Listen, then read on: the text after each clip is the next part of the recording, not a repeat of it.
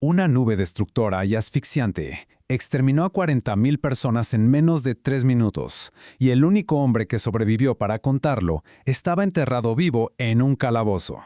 40.000 es una cifra que cuesta trabajo imaginar.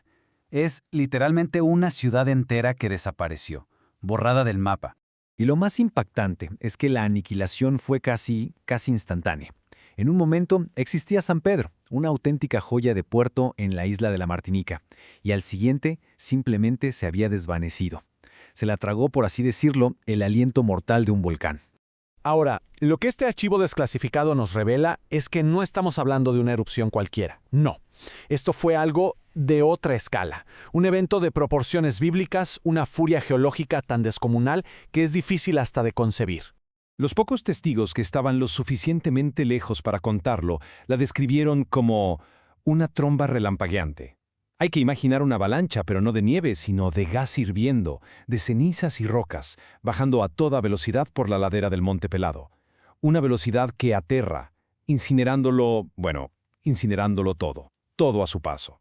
Y justo después de esa onda de choque brutal, vino lo que podría describirse como una lluvia de cenizas incandescentes, que terminó por sepultar la ciudad. De un momento a otro, ese paraíso del Caribe se convirtió en una escena infernal, un paisaje dantesco de puras ruinas humeantes y cuerpos calcinados, congelados para siempre en su último segundo de agonía. Pero, fíjense en esto, y es que hubo advertencias. Claro que las hubo. Hubo un colono, un tal Fernand Clerc, que vio lo que todos los demás ignoraron.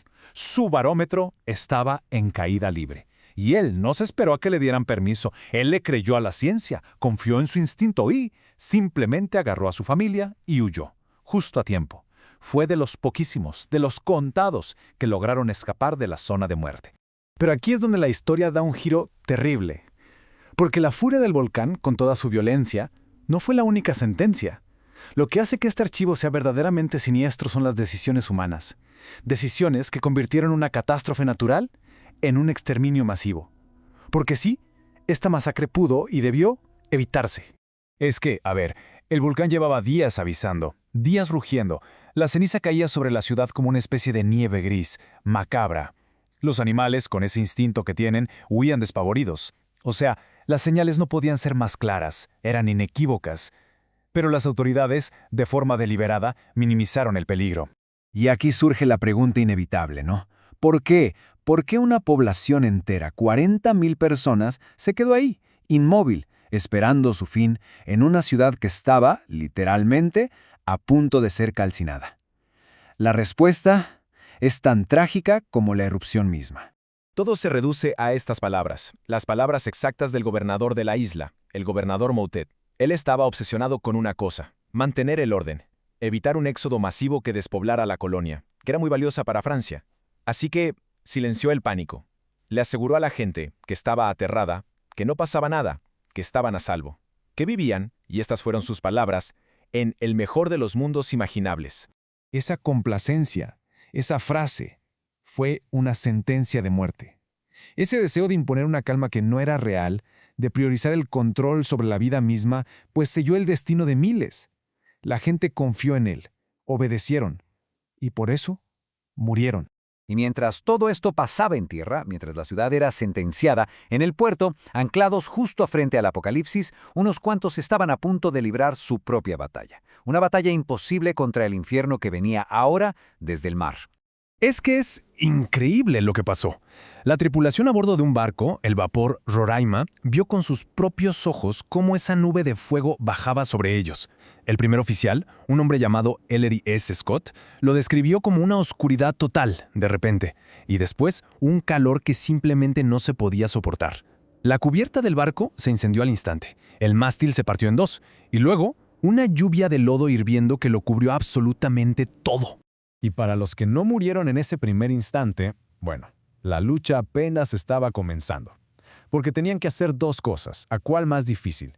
Primero, sobrevivir a las llamas que se estaban comiendo el barco. Y segundo, sobrevivir al océano que se había convertido en una especie de caldo hirviendo lleno de escombros. Era un doble infierno, uno del que casi nadie pudo escapar. Pero en medio de ese caos, el archivo documenta algo, un acto de una entereza increíble. El capitán Moga, el capitán del barco, estaba mortalmente herido, con quemaduras por todo el cuerpo, y aún así usó su último aliento para hacer su trabajo. Su orden final fue levar anclas. Un intento desesperado, ¿saben?, de salvar su barco, su tripulación, aun cuando él ya sabía que no tenía salvación. Pero regresemos a las ruinas de San Pedro, porque en medio de esa desolación total, absoluta, los equipos de rescate estaban a punto de encontrar algo que simplemente desafiaba toda lógica, algo que no debería ser posible.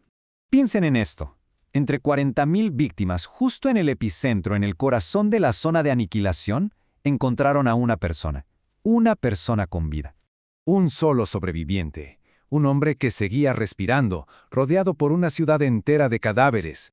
La pregunta es, ¿cómo? ¿Cómo es posible que un ser humano sobreviviera a ese infierno? A un infierno que no le perdonó la vida a nadie más.